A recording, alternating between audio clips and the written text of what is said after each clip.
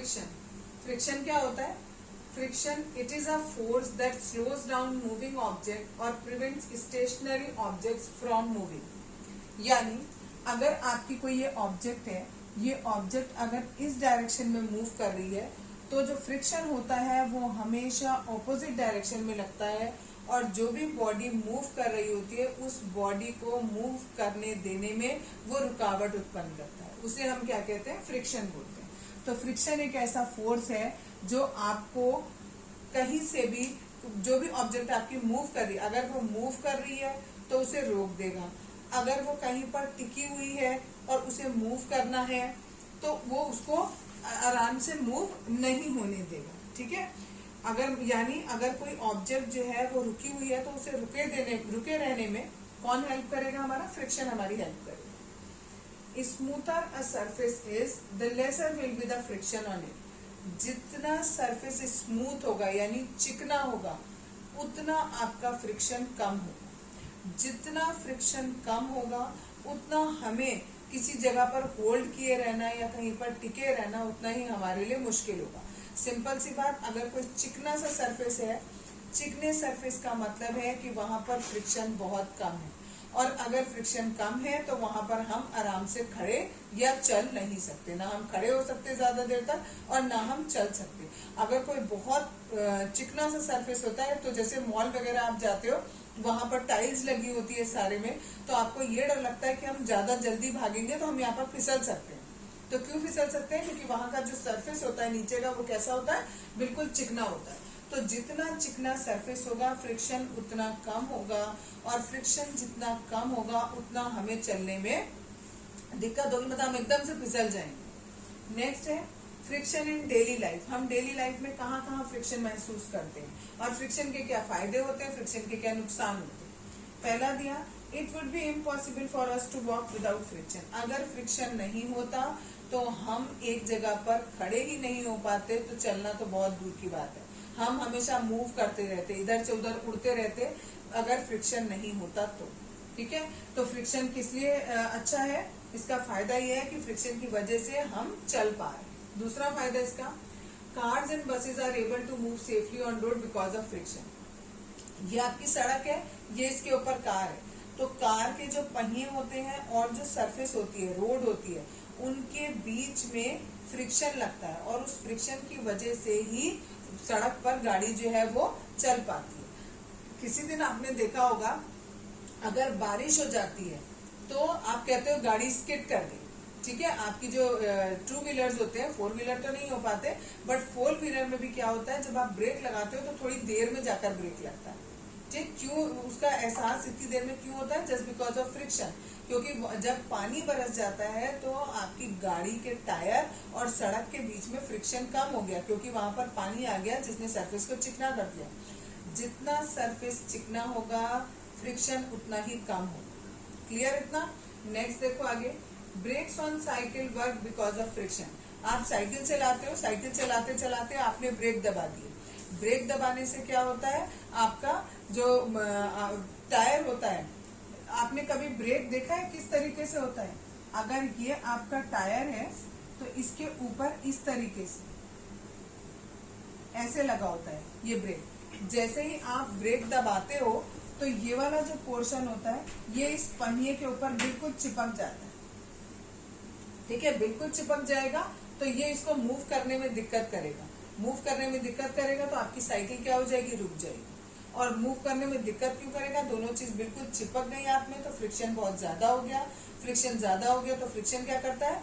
Movement के opposite direction में force लगाता है। आपका पहिया ऐसे घूम रहा था और जो ब्रेक आपने लगाया उससे फ्रिक्शन इस डायरेक्शन में लगेगा, तो आपका पहिया जो है वो रुक जाएगा। नेक्स्ट है, match sticks lights up due to friction. जब आप माचिस की तिल्ली से, मतलब माचिस की तिल्ली ऐसे रगड़ कर जलाते हो तो उसके ऊपर जो केमिकल लगा होता है, वो केमिकल जो आपकी माचिस के सरफेस पे जो केमिकल लगा होता है उससे रगड़ खाता है, और रगड़ने की वजह से ही उसमें क्या होता है?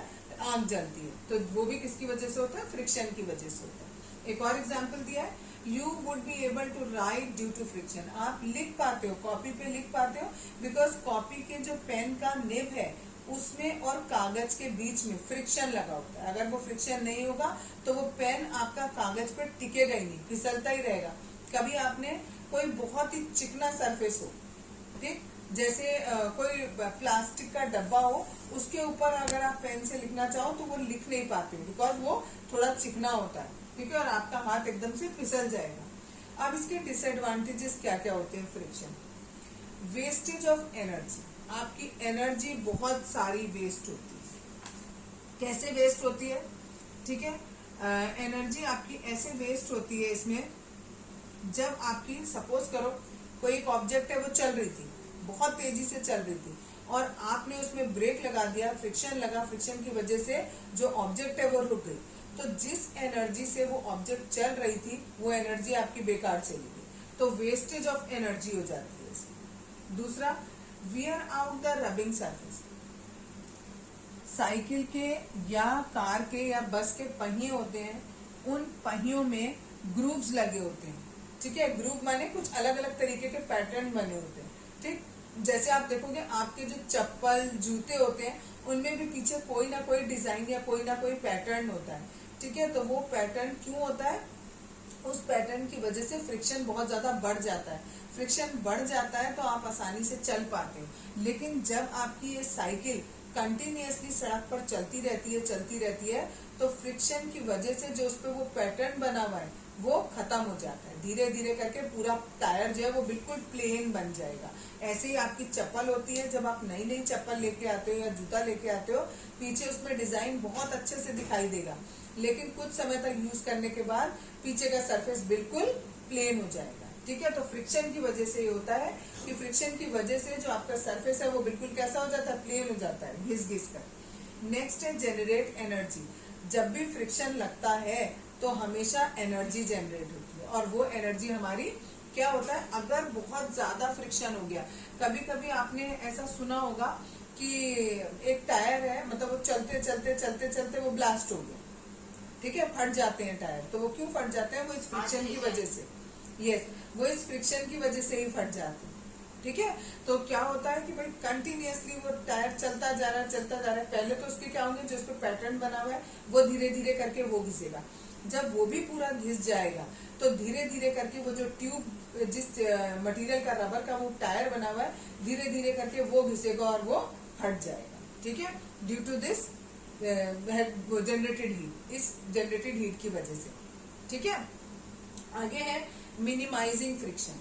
अब आपने क्या करना है, ये जो फ्रिक्शन है हमारा, ठीक है, हमारे लिए यूजफुल है, हमें इसके फायदे भी हैं, हमें इसके नुकसान भी हैं। अगर हमें इस फ्रिक्शन को कभी ज्यादा करना है तो कैसे करेंगे, कम करना है तो कैसे करेंगे, क्योंकि देखो इसके दोनों चीजें, इसके हमें फायदे भी हो रहे हैं, इसके हमें नुकसान भी हो रहे हैं, ठीक है। तो कभी कभी ऐसी स्थिति आएगी कि हम चाहेंगे कि फ्रिक्शन जो है वो कम हो जाए। सपोज करो आप कोई मशीन चला रहे हो, स्विंग मशीन देखी होगी आपने, हाथ से ऐसे ऐसे करके पहिया उसका चलता है। सपोज करो अगर उसमें फ्रिक्शन बहुत ज्यादा हो तो आपको उस पहिए को चलाने में बहुत ज्यादा मेहनत करनी पड़ेगी, और अगर फ्रिक्शन बहुत कम होगा तो आप फटाफट सर्किल को, उसको पहिए को आप फटाफट घुमा पाओगे। तो ऐसे केस में आप चाहते हो कि आपका फ्रिक्शन क्या हो, कम हो जाए, तो फ्रिक्शन कम हो जाए। कभी कभी आप चाहते हो कि फ्रिक्शन बहुत ज्यादा बढ़ जाए। कब चाहते हो फ्रिक्शन बढ़ जाए, सपोज करो आपकी कोई गाड़ी है और उस गाड़ी को आपने किसी सरफेस के ऊपर खड़ा किया, अगर वहां पर फ्रिक्शन नहीं होगा तो वो गाड़ी फिसलती चली जाएगी, टिकेगी नहीं कहीं पर, ठीक है, ब्रेक लगाने के बाद भी नहीं टिकेगी, वो खिसकती चली जाएगी। तो ऐसे समय में आप क्या चाह रहे हो, फ्रिक्शन हमारा बढ़ जाए। तो कभी हम चाह रहे हैं फ्रिक्शन बढ़ जाए, कभी हम चाह रहे हैं फ्रिक्शन कम हो जाए। उसके तरीके होते हैं, पहला दिया है यहाँ पर मिनिमाइज फ्रिक्शन, यानी फ्रिक्शन आपको कम करना है। पहला तरीका यहाँ दिया है बाय पॉलिशिंग, ठीक है, बाय पॉलिशिंग। पॉलिशिंग का मतलब आप पॉलिश लगा दो, ठीक है।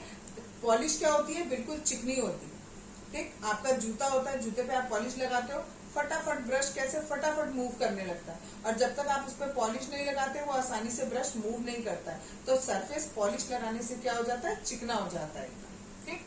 नेक्स्ट है बाय लुब्रिकेशन। लुब्रिकेशन का मतलब होता है आप तेल डाल दो, ठीक, जब आपकी कोई मशीन नहीं चलती है तो हम उसमें क्या डाल देते हैं, तेल डाल देते हैं। सपोज कोई घर की कुंडी है या ताला है, नहीं सही से चलता, तो उसमें हम तेल की 2-4 बूंदे डाल देते हैं, तो वो तेल जो है वो लुब्रिकेशन का काम करता है और वहां फ्रिक्शन क्या हो जाता है, कम हो जाता है और वो चीज बहुत फटाफट स्मूथली वर्क करने लगती है। नेक्स्ट है बाय स्ट्रीम लाइनिंग। ये ध्यान से सुनना, ये कभी कभी पेपर में पूछ लिया जाता है कि जो आपकी फिश होती है, ठीक है, या आपके जो जहाज होते हैं, आपने देखा होगा फिश की शेप कैसी होती है, इस तरीके की होती है, ठीक है, आगे से ऐसे चोंच निकली होती है, ठीक। ऐसे ही आपके जो एरोप्लेन्स होते हैं उनमें भी ऐसे चोंच सी बनी होती है। ऐसा क्यों होता है, ठीक है, ऐसा इसलिए होता है कि अगर ये चोंच बनी होगी और इधर से फ्रिक्शन होगा या इधर से हवा आ रही होगी तो ये इसको चीर के आगे चली जाएगी, ठीक है। तो ये स्ट्रीम लाइनिंग भी एक तरीका होता है फ्रिक्शन को कम करने का, ठीक। अगर आप बॉडी ऐसी स्ट्रीम लाइन बना दोगे, पतली सी आगे चोंच बना दोगे, तो आपकी जो बॉडी है वो आसानी से आगे चली जाएगी। नेक्स्ट है by using wheel and ball bearings. आप कोई चीज है आपकी, सपोज करो आपका कोई बॉक्स है, वो बहुत हैवी है, आपने उसमें नीचे व्हील्स लगा दिए तो वो आसानी से मूव कर जाएगा, तो उसका फ्रिक्शन हमने क्या कर दिया, कम कर दिया। अब है हमारा इंक्रीजिंग फ्रिक्शन। अब आप फ्रिक्शन को कैसे कैसे बढ़ा सकते हो। पहला है टायर्स हैव ग्रूव्स।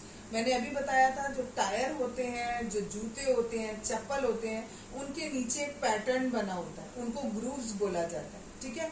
वो पैटर्न बना दिए जाते हैं जिसकी वजह से चप्पल के बीच में और जो सरफेस है उसके बीच में फ्रिक्शन बहुत ज्यादा बढ़ जाता है और आप आसानी से मूव कर पाते हो, फिसलते नहीं हो, चलते नहीं। नेक्स्ट है sand strain on slippery ground. अगर आपका बहुत ही चिकना ग्राउंड है कोई, ठीक है, तो उसके ऊपर थोड़ी सी मिट्टी या रेत डाल दी जाती है जिससे कि उसकी चिकनाहट थोड़ी कम हो जाए और आप आसानी से उस ग्राउंड के ऊपर चल पाओ, ठीक है।